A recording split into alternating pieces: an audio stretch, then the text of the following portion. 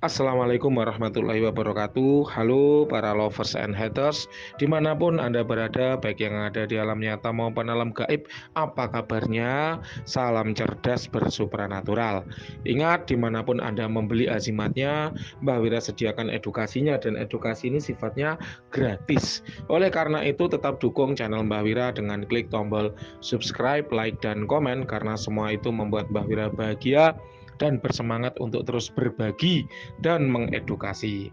Bagi teman-teman yang ingin mengetahui informasi terkini, promo azimat, promo dupa, diskon-diskon khusus berbatas, maka silahkan join di komunitas ya Padepokan Sengkelat. Linknya ada di kolom deskripsi, tinggal klik aja, gratis, gak usah bayar. Dengan bergabung benefitnya apa? Anda mengetahui informasi itu lebih cepat, lebih terkini dibanding dengan sosial media lainnya. Baik, teman-teman semua, malam ini kita ada terawangan 2 buah benda dari klien nomor 3959 ya.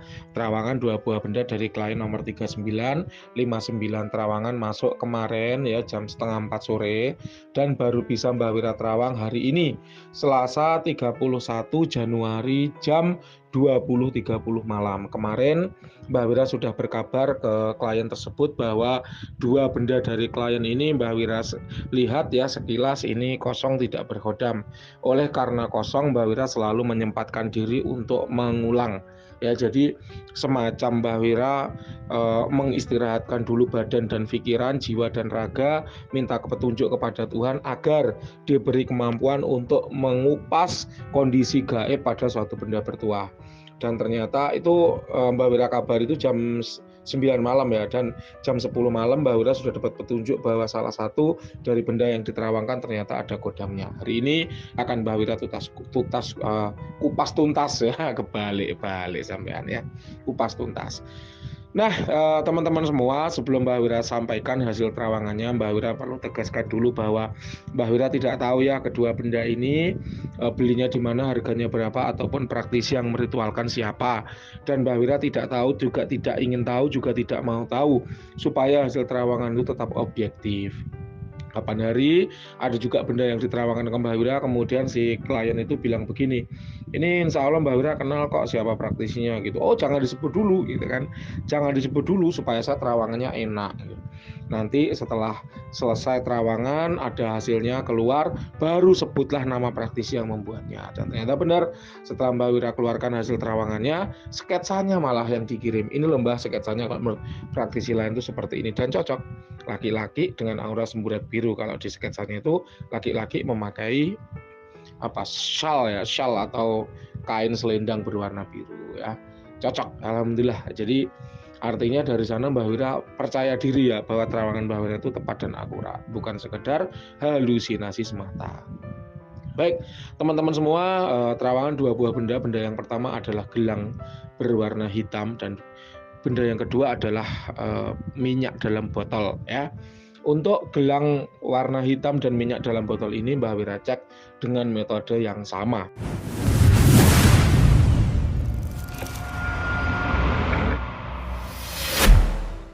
Yang pertama Mbah Wira cek dulu dari segi vibrasi energinya. Kenapa kok vibrasi energi? Karena yang namanya benda bertuah ya, adanya tuah itu dari adanya energi yang terkandung di dalam benda tersebut. Adanya tuah karena adanya kandungan energi di dalam benda tersebut.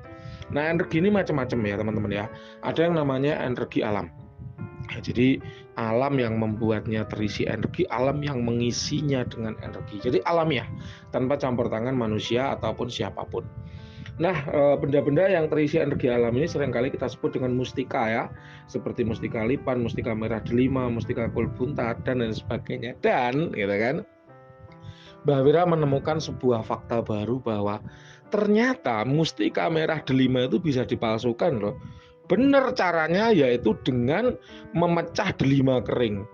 Tetapi ternyata delima itu sudah dioprek dulu, dimasukin batu-batu yang mirip dengan mustika gitu kan. Itu beli aja di pasar loak, harganya 1 butir 5 ribuan, ada yang jual 15 ribuan tergantung bahannya gitu kan. Itu disobek sedikit, masukkan batunya gitu kan, kemudian biarkan delimanya itu sampai kering. Ya itu akan kelihatan seolah-olah buah delima yang baru dipecah itu terdapat mustika di dalamnya. Oh alah, Mbak Wira baru tahu gitu loh ya. Itulah kenapa Mbak Wira tuh nggak suka jualan mustika ya. Baik itu mustika merah delima, kol buntat, lipat.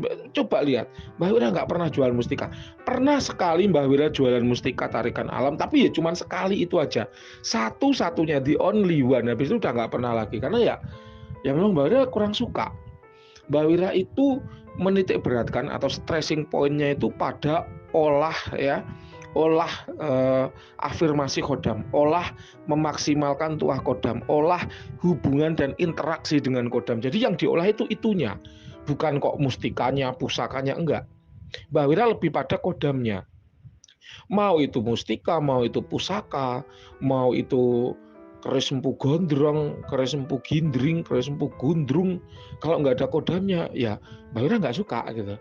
Tapi kalau itu pun bukan keris, hanya sekedar batu biasa atau emas ya, kalau Mbak Wira kan pakai emas ya, asalkan kodamnya OP gitu kan, overpower ya Mbak Wira suka gitu. Jadi apa ya, kalau bagi Mbak Wira itu yang penting adalah kondisi kodamnya ya. Kalau masalah itu mustika atau bukan, tarikan alam apa tarikan pasar gitu kan, itu wis lah gitu. Kalau Mbak Wira itu nggak terlalu menitik beratkan itu, tapi tentu setiap orang itu punya persepsi dan kegemaran masing-masing, dan itu Mbak Wira tidak bisa memaksakan semua harus sama dengan Mbak Wira ya.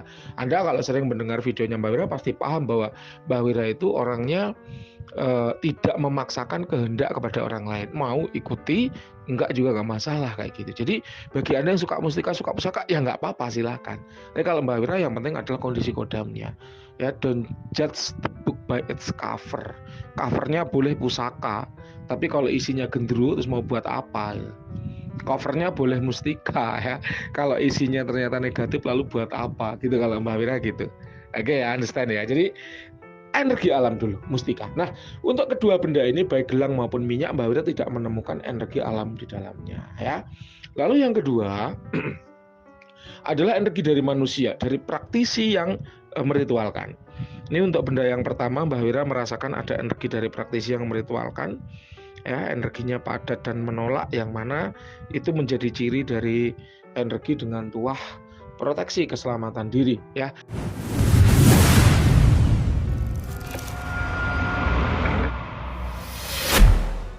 Karena ini adalah energi, maka tidak ada asal usia dan jenis kelamin, tapi Mbak Wira bisa memperkirakan level energinya dari 1 sampai 100 kira-kira ada di level 60 ya. Ingat ya, karakter dari energi bisa habis bergantung seberapa besar ya jumlah energinya, kapasitas atau daya tampung benda tersebut terhadap energi, serta bagaimana penggunaannya. Ibarat handphone, tergantung kapasitas baterainya, monster apa biasa, semakin monster semakin lama gitu kan, terisinya penuh 100% apa tinggal 20% gitu kan, semakin banyak persennya ya semakin lama, atau bagaimana penggunaannya. Kalau cuma dipakai SMS gitu ya lama, seminggu nggak habis-habis. Tapi kalau dipakai mabar ya, main Mobile Legend ya 1 jam habis gitu, ibaratnya kayak gitu ya. Jadi jangan lagi ada kata semacam, "Mbah, saya punya benda berisi energi sudah sebulan saya pakai kok nggak habis-habis energi." Ya nggak masalah, Mbak Wira tuh punya keris sudah 8 generasi energinya nggak habis ya, karena emang nggak dipakai, pajang aja di belakang kayak gitu. Jadi jangan kemudian kita mengerdilkan benda bahwa oh kalau benda itu terisi energi aja bukan kodam berarti bisa habis. Enggak ya, tergantung bagaimana mekanisme yang ada pada benda tersebut gitu. Guru Mbak Wira itu juga spesialis olah energi. Beliau itu membuat benda yang berbasis energi, bukan kodam, tapi ya gitu, energinya itu punya mekanisme recharge ya, auto charging, sehingga kalau habis itu terisi ulang, habis terisi ulang, habis terisi ulang gitu ya. Nggak tahu, guru Mbak Wira itu ampuh, bener-bener ampuh, sakti, bisa aja bikin produk apa ya, magic ya, dan memang bener-bener nyata. Jadi bukan hanya sekedar sugesti semata. Itulah yang membuat Mbak Wira itu geleng-geleng. Wah, masih jauh ya ilmunya Mbak Wira dari gurunya Mbak Wira itu masih jauh. Bahkan beliau bisa membuat azimat kebal ya, kebal bacok, kebal sayat, kebal tembak hanya berbasis energi. Ya itulah kelebihan beliau, memang luar biasa. Kalau penasaran nanti boleh PM aja kalau pengen tahu, Mbah saya pengen dibuatin dong azimat kebal gitu ya, silahkan nanti boleh PM, akan Mbak Wira beri nomornya untuk Anda hubungan langsung dengan beliau gitu ya. Oke, kita kembali. Yang kedua, minyak ya, Mbak Wira melihat apakah ada energi dari praktisinya, jawabannya ada. Mbak Wira merasakan energinya itu lebih ke arah untuk ya memberikan tuah pengasihan. Jadi mendukung tuah kodamnya, tapi ini tuah si praktisi yang berritual, kira-kira skala energinya adalah 60 ya, tapi lebih ke arah pengasihan. Kita lanjut. Yang ketiga yaitu energi dari kodam. Memang seorang praktisi harus paham cara membedakan energi manusia dan energi kodam. Kodam itu adalah jin yang sudah ditundukkan dan diikat dengan perjanjian agar loyal, patuh, mau membantu manusia. Kalau dia tidak ditundukkan, tidak diikat dengan perjanjian, maka kita sebut dengan jin liar. Ya, kalau diikat perjanjian disebut kodam. Memberi manfaat positif berarti kodam. Kalau tidak, maka kita sebut jin liar. Itulah kenapa kalau ada orang ngaku-ngaku, mbah, saya itu sering mendengar suara macan di dalam dada saya. Ada manfaat enggak? Ada manfaatnya enggak suara macan itu? Enggak ada, mbah. Hidup saya tetap susah. Saya mau terawangan aja nunggu promo. Itu jangan-jangan jin liar gitu loh ya. Jadi jangan kemudian terburu-buru, wah saya punya kodam macan gitu kan, wah saya punya banyak kodam di badan saya. Jangan-jangan itu jin liar gitu loh. Hati-hati loh ya, karena tidak semua makhluk halus itu kemudian kita sebut dengan kodam. Ada juga dia jin liar, ada juga sekedar jin lewat. Ya, ada baru yang jin ditundukkan namanya kodam gitu loh. Jadi tidak kemudian semua jin disebut kodam dan tidak semua kodam itu adalah macan gitu loh. Jadi kalau udah ketemu orang yang bilang punya macan, nah ini Mbak Wira pasti langsung warning, langsung waspada.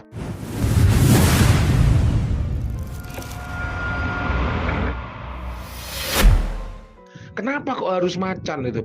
Seolah-olah semua demit itu adalah macan gitu loh. Padahal ya logo Mbak Wira juga singa sih. Tapi artinya bukan berarti Mbak Wira itu memuja singa atau memuja macan. Wah, kalau diusik orang langsung ngamuk kayaknya macan. Ngapain gitu loh. Orang ngamuk gaya macan paling kalau ketemu Mbak Wira agewke, Mbak Wira sutuke paling juga langsung KO gitu loh.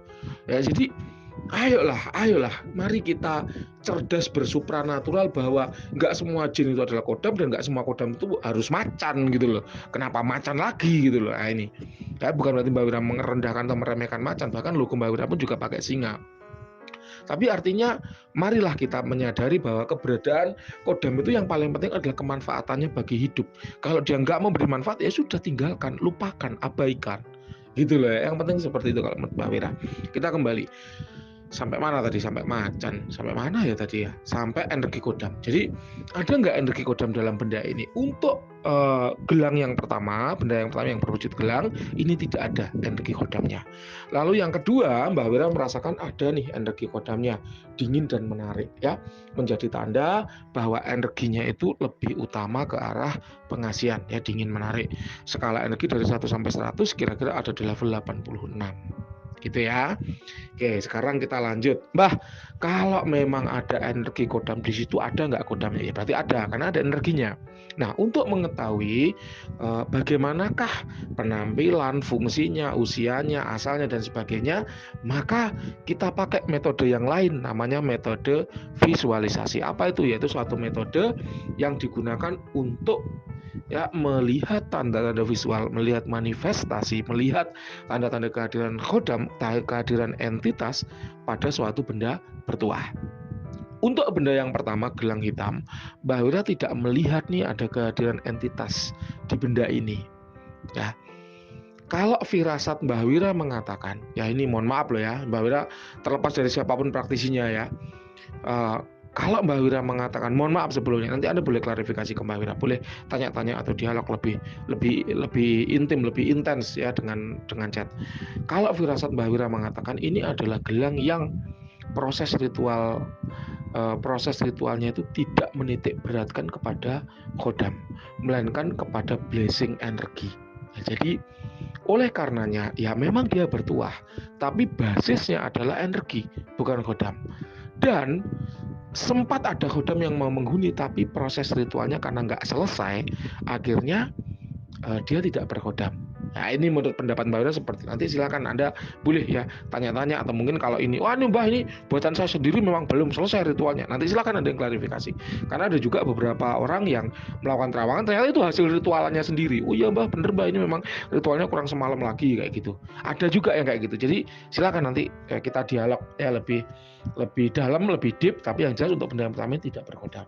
Kemudian yang kedua, Mbak Wira mendapati sosok laki-laki bersayap, ya bisa berubah wujud menjadi burung. Ingat, ketika Mbak Wira ngomongin bentuk, ngomongin wujud, bukan berarti Mbak Wira ngomongin bentuk secara kaku, melainkan Mbak Wira ngomongin gambaran dari karakter energi.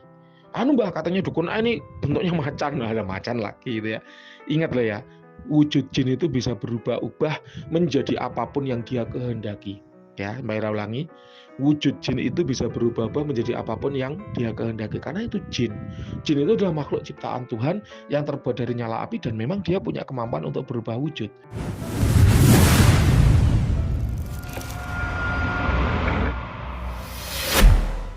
Macan jadi api loh bisa. Macan jadi asap juga bisa. Macan jadi sekelebat sederet cahaya putih bisa. Dan Mbak Wira sering menjumpai hal semacam itu. Ini wujudnya laki-laki bisa berubah wujud menjadi asap. Ini katanya dukun kok macan. Nah, macan lagi gitu loh. Jadi jangan kaku-kaku memaknai wujud karena namanya jin. Kita kalau ngomongin wujudnya jin itu sama kayak ngomongin wujudnya air. Ini katanya dukun wujudnya Mbah bulat kayak bola. Ya kebetulan wadahnya bola. Kalau ini dimasukin kotak, bentuknya jadi kotak gitu loh. Kalau ini nggak diwadahi, dia menguap, bentuknya ya gas. Kan gitu. Jadi jangan kaku-kaku dengan wujudnya jin. Ya, ingat ya. Maka dari itu kalau Mbak Wira kemudian ketemu sama orang yang ngeyel, kalau dia punya macan di dalam dirinya gitu, itu Mbak Wira paling cuma bisa ketawa. Walah gitu. Ayolah kita cerdas bersupranatural, kita pahami kodam itu apa? Kodam itu jin. Jin itu apa? Makhluk ciptaan Tuhan yang terbuat dari nyala api. Apa kelebihannya? Panjang umur. Karena dimensinya berbeda, kecepatan waktunya berbeda. Dia seperti manusia, dia bisa berubah wujud menjadi apapun. Seperti itulah jin. Oleh karena jangan kemudian terkungkung, terkekang dalam wujud macan gitu loh. Karena yang namanya jin bisa berubah wujud jadi apapun. Itulah kenapa ketika Mbah Wira menawarkan jasa pendampingan kodam, jasa pengisian kodam ke dalam benda, pembuatan azimat, Mbah Wira nggak pernah tuh menitik beratkan pada wujud. Ini wujudnya naga, wujudnya macan, wujudnya elang, nggak pernah. Fungsinya A, B, C, D. Usianya sekian, levelnya sekian. Gitu. Ada nggak dampak negatifnya?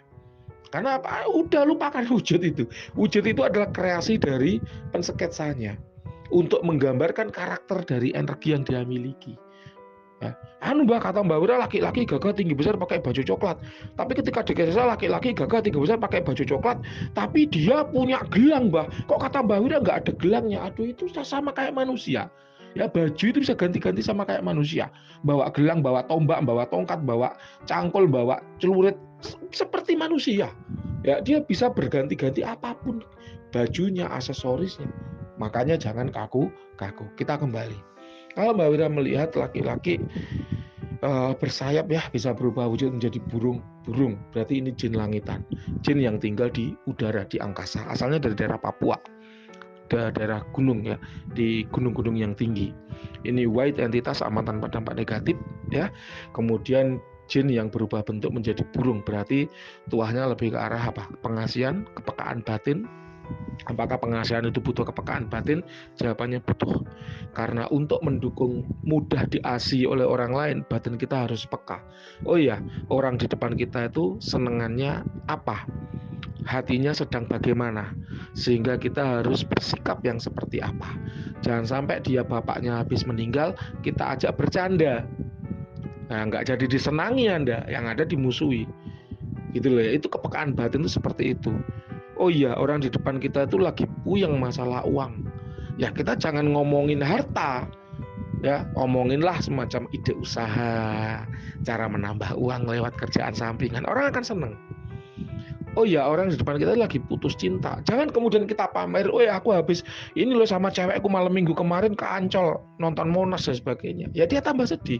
Tapi ini loh aku punya temen jomblo lama, mau nggak lu gua kenalin. Nah gitu loh. Jadi artinya kepekaan batin itu menunjang tuah pengasihannya. Bagaimana kita peka terhadap kondisi yang ada di sekitar kita.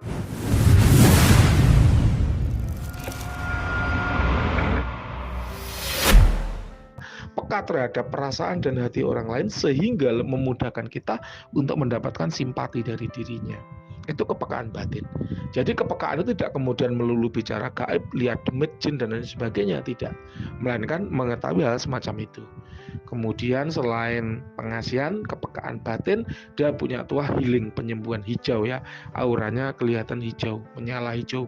Hijau ada semburat biru tapi ada kelihatan hijaunya, dan ini simbol atau pertanda dari tuah healing, penyembuhan kayak gitu. Ini menurut Mbak Wira tuahnya udah aktif, bisa dimanfaatkan, namun pemiliknya ya ini baru memiliki, atau kalau nggak gitu nggak paham cara menggunakannya sehingga tuahnya belum keluar dengan maksimal ya.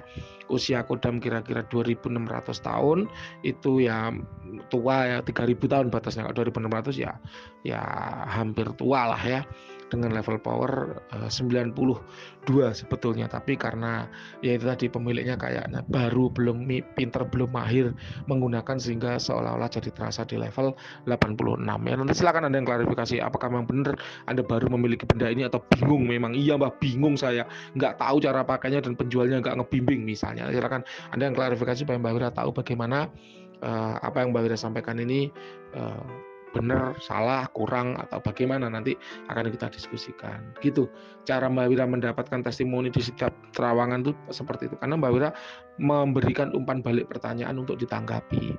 Ya, jadi kita akan tahu bagaimana keakuratan terawangan Mbak Wira dari feedback yang diberikan oleh klien kayak gitu ya. Kemudian dampak negatifnya nggak ada, aman ya. Kemudian untuk perawatan Mbak Wira merekomendasikan dupa gaharu herbal cap Raja Omyang. Kenapa? Karena terbuat dari serbuk gaharu murni tanpa campuran bahan kimia apapun, sehingga positif untuk merecovery energi benda-benda bertuah ya. Untuk pembelian linknya ada di link tray ya, link tray jadi satu di deskripsi ya, di kolom deskripsi. Demikian yang bisa Mbak Wira sampaikan ya untuk terawangan dua benda dari klien nomor berapa ini tadi, 3959. Silakan kalau ada yang kurang jelas boleh ditanyakan. Terima kasih, selamat malam.